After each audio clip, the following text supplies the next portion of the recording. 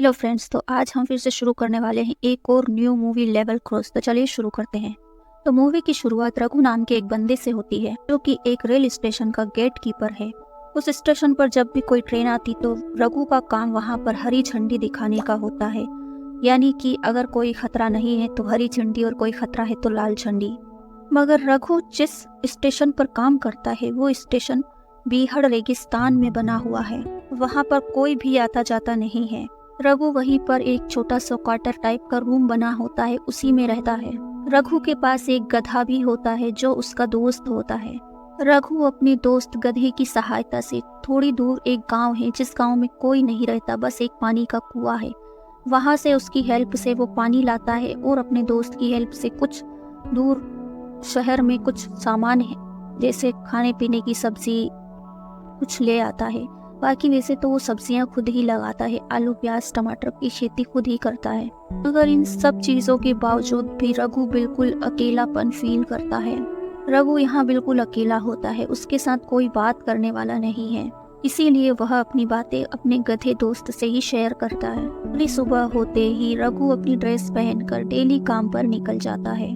फिर रघु देखता है कि ट्रेन से एक चैताली नाम की लड़की गिरी है और वह थोड़ी सी बेहोश हुई है। फिर रघु उस लड़की को चेक करता है और वह उसकी सांसें देखता है कि यह जिंदा है या मर गई, मगर यहाँ वो लड़की जिंदा होती है। रघु उस लड़की को उठाकर अपने रूम में ले आता है और उसका बहुत ज्यादा ख्याल रखने लगता है। थोड़ी ही देर में उस लड़की को होश आ जाता है और वह रघु को अपने सामने देखकर घबरा जाती है। वह लड़की सोचती है कि यह आदमी कौन है और मैं यहाँ कैसे आई। रघु उस लड़की को समझाता है कि घबराने की जरूरत नहीं है, आप यहाँ पर बिल्कुल सुरक्षित हैं। फिर वह लड़की अपना नाम चैताली बताती है और कहती है कि मुझे नहीं पता मैं यहाँ कैसे आ गई और मुझे यहाँ से जाना होगा। मैं शायद गलती से ट्रेन से गिर गई हूँ। मेरे पति फिलिप मेरा इंतजार कर रहे होंगे क्योंकि ट्रेन में वो भी मौजूद थे। और वह कहती है कि मुझे यहाँ से जाना होगा ताकि मैं अपने हस्बैंड से मिल पाऊँ। मगर जैसे ही चैताली बाहर आती है तो वो बाहर का माहौल देखकर घबरा जाती है। उसे दूर दूर तक कुछ नजर नहीं आता सिवाय रेगिस्तान के, मगर फिर भी वो वहां से आगे बढ़ना शुरू कर देती है। वह अगले स्टेशन पर पहुंचना चाहती है, मगर थोड़ी देर बाद ही हम देखते हैं कि वो फिर से बेहोश होकर कहीं गिरी होती है और रघु उसे उठाकर वापस ले आता है और उसको समझाता है कि देखो मेरी बात मानो, ऐसे नहीं जा सकती, ऐसे चलते चलते तुम भूख प्यास से ही मर जाओगी, हमें कोई दूसरा रास्ता ढूंढना होगा। के बाद वह चैताली को आराम करने के लिए बिस्तर भी लगाता है। चैताली डरते हुए बेड पर लेट जाती है और वहीं रघु को नींद नहीं आ रही होती है और वो बाहर अपने गधे दोस्त के पास आता है और वो अपने गधे से बात करने लगता है और वो उसे चैताली के बारे में भी बताता है। मगर जैसे ही चैताली वहाँ आती है, चैताली को वहाँ रघु के अलावा और कोई नहीं दिखाई देता। रघु चैताली से कहता है, अरे तुम चौंक गई, यहाँ पर कोई नहीं है। मैं अक्सर खुद से ही बातें करता हूँ, इसलिए आप जाओ और आराम से सो जाओ। रघु कहता है कि वैसे तो एक टेलीफोन है यहाँ पर रेलवे का, मगर हम उससे फोन नहीं लगा सकते, सिर्फ उधर से फोन आता है तभी हम कुछ कह सकते हैं।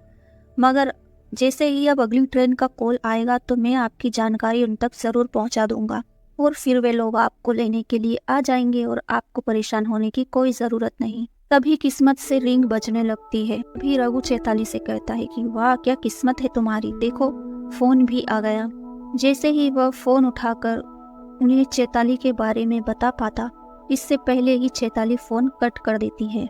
रघु यहाँ एकदम हैरान हो जाता है कि इसने ये क्या किया। वो कहता है कि आपने फोन क्यों कट कर दिया। फिर चैताली बताती है कि पहले मुझे तुम पर भरोसा नहीं था, इसीलिए मैंने आपसे झूठ कहा था कि मैं गलती से ट्रेन से गिरी थी, मगर सच तो यह है कि मैं अपने पति से बचकर ही ट्रेन से कूदी थी और अगर मैं ऐसा नहीं करती तो वो मुझे जान से ही मार डालता। मैं फिलिप के पास वापस नहीं जाना चाहती। अब चैताली रघु को अपनी कहानी बताती है। वह कहती है कि मैं एक साइकियाट्रिस्ट हूँ।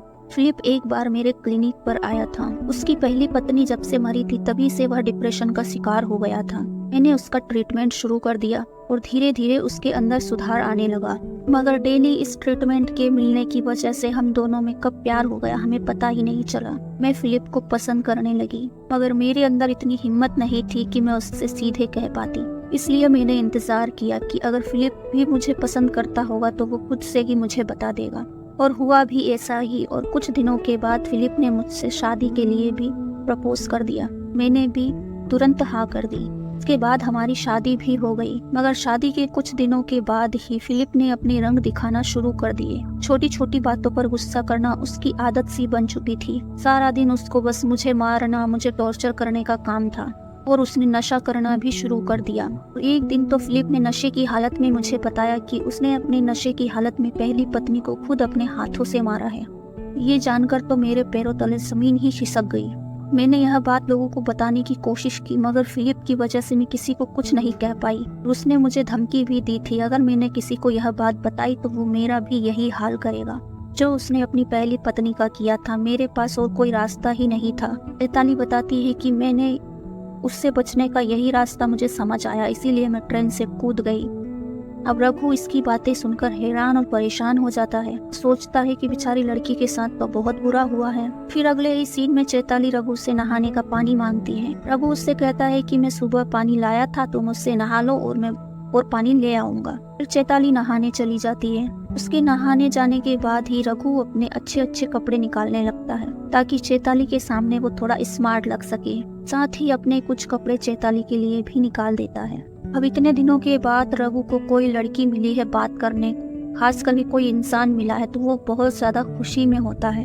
रघु की नजर नहाते वक्त चैताली पर भी जाती है, मगर वो फिर भी उसको इग्नोर करने की कोशिश करता है। चैताली नहाकर आ जाती है और रघु से कहती है कि क्या तुम्हारा कोई परिवार नहीं है। रघु कहता है कि माँ थी मेरी, मगर कुछ सालों पहले मर गई। माँ कहती थी कि बेटा शादी कर ले, वरना मेरे जाने के बाद तू अकेला हो जाएगा। और माँ चल बसी और आज देखो मैं अकेला हो गया हूँ।